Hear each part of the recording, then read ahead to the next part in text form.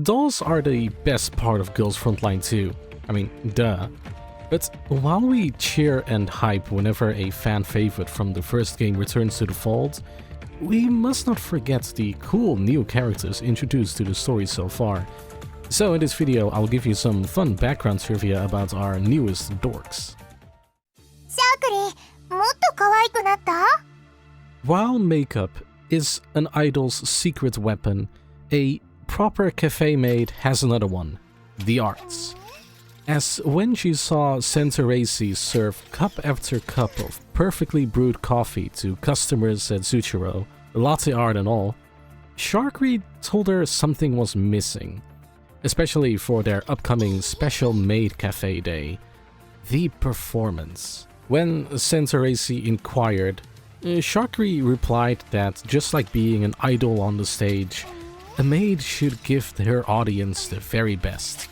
A proper smile, a sweet voice, and make the customer feel like their coffee is filled with the maid's feelings.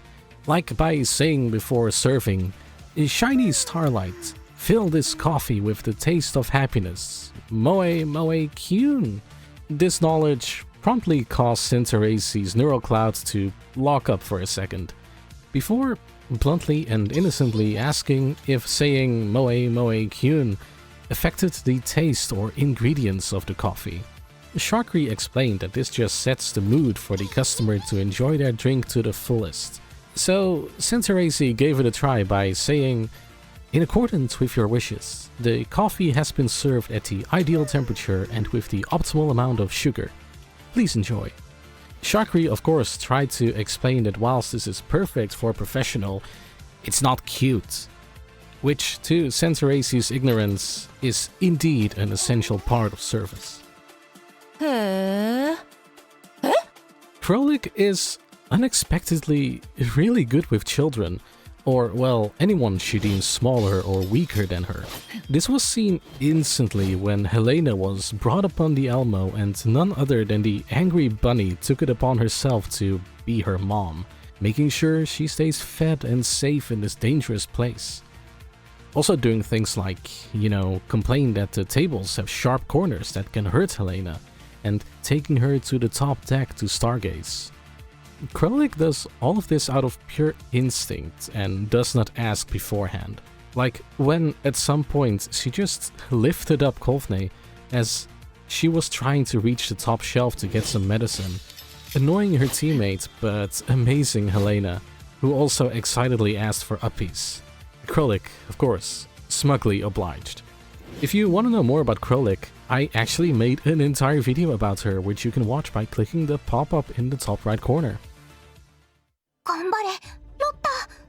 Lotta is a fan of making and editing very specific types of movies, even asking the commander to help her buy editing software. The movie she's working on, however, is basically a recut version of her memories inside her neural cloud.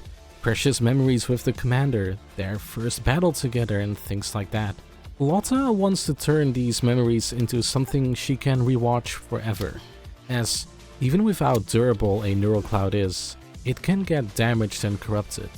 And Lotta never wants to forget the commander and the impression they left on her, even if someday they were to part ways.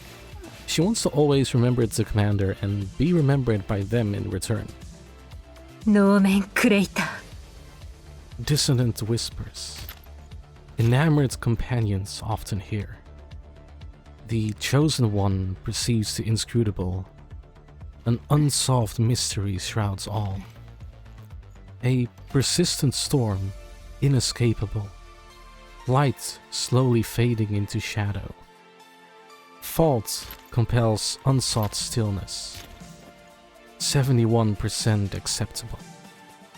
はい、覚えましたよ Peritya once tried to hack the sun, as when during her travels before joining the Elmo, she sat down somewhere quiet to scribble in her notebook.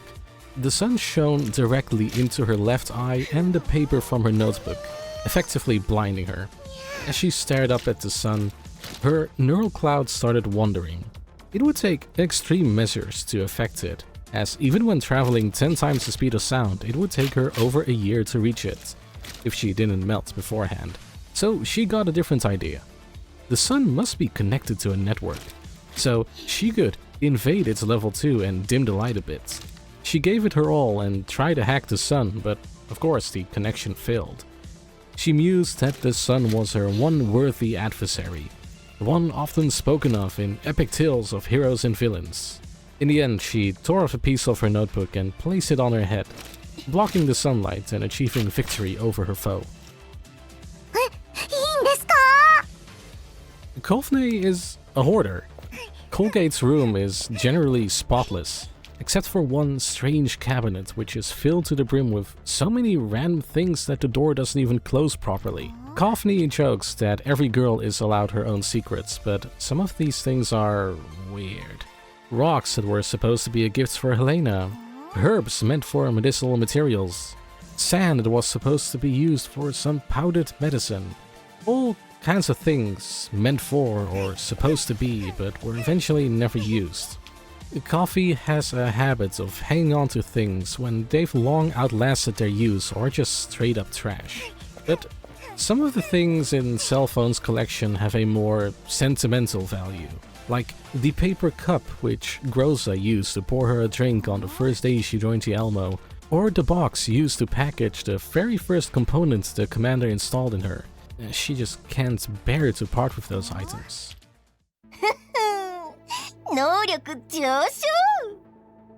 Lainie, for some unholy reason, in all her innocence, likes scaring the humans in her life. As when she first arrived at Persica's lab during one specific night, she scared the living daylights out of multiple staff members and even caused Persica herself to be shook, as for some reason she was crawling around the floor in the dead of night on all fours, as she was curious as to how low-end robots like dinner gates and Goliaths walked this earth. Persica had to sternly remind her that she is a doll who walk on 2 legs and isn't a doggy or spider and most definitely cannot fly.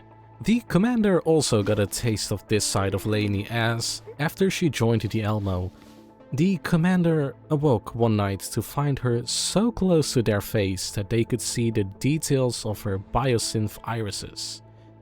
Scaring the commander awake, of course. Lainie was apparently so amused by seeing the commander asleep that she just had to record it in detail. The commander promptly ordered her to delete the footage, which Lainie did, presumably. You may be wondering what Lainie is doing on this list. Isn't this just the UMP40? Well, yes, but actually no. You can watch this video I made on her by clicking the link in the top right corner to find out why. あなたを守るよ. Phaetusa is a gacha addict, for a very specific type of capsule toy to be exact, which has a series called Build a Human, where every capsule has a different body part which can be joined together to create different kinds of humans. Yeah, it's really weird. Phaetusa, being the human enthusiast on the Elmo, has spent all of her pocket money to get these capsules. But the idea of them unsettles the commander to no end, which Phaetusa doesn't quite get until the commander turns it around. What if someone were to strip Phaetusa down into screws, nuts, bolts and ball joints, etc., which the doll immediately called indecent and obscene.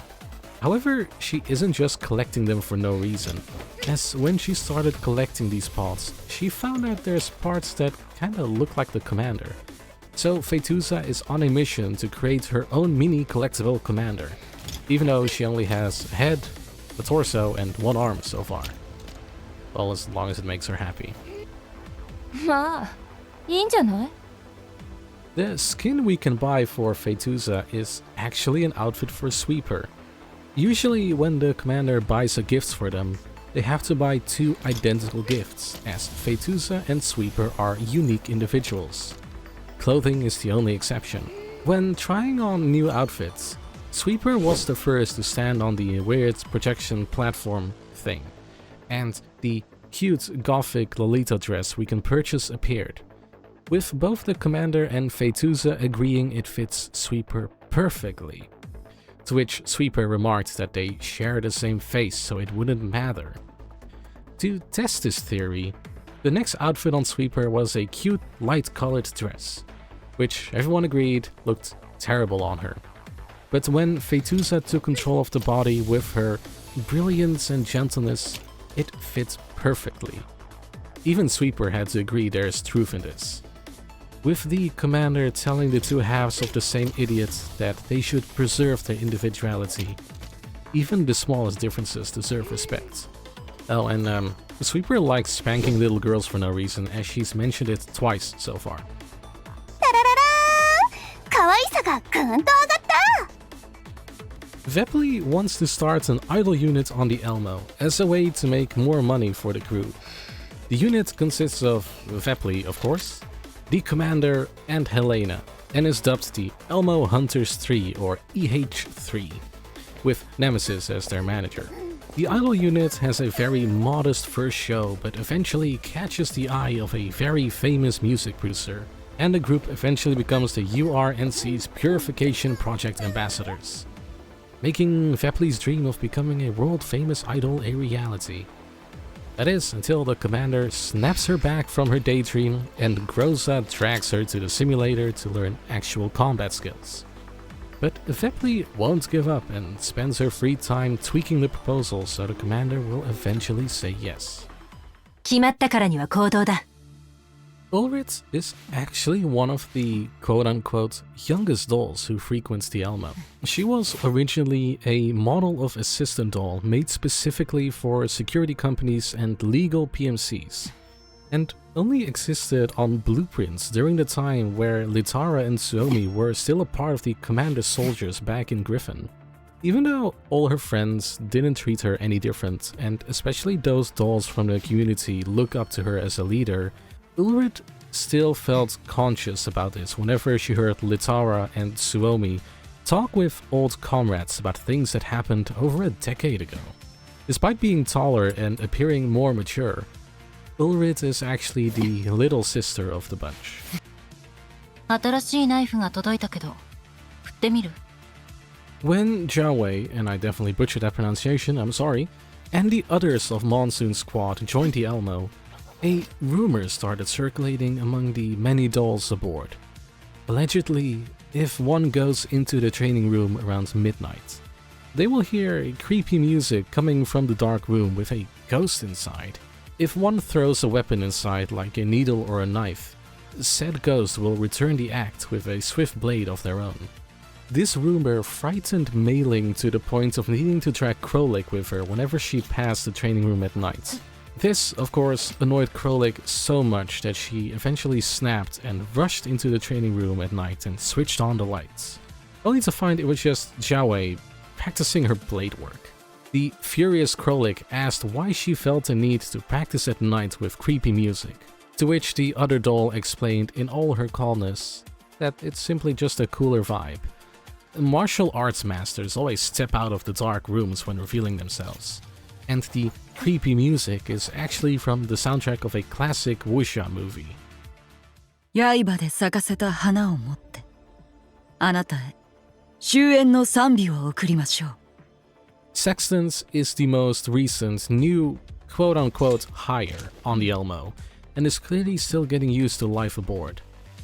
At some point, she got invited to a so-called tea break gathering, a tea party-like event organized by Springfield and some of the other dolls, as a way to bond, discuss recent events, reflect, and enjoy a good tea, good snacks, and good company. Because Sextans never had anything to do on those days, it appears the others simply invited her to join as a way to get closer to her new family aboard the Elmo. But there was one problem. Sextans didn't have any snacks on hand to take to the gathering and asked the commander to help her out.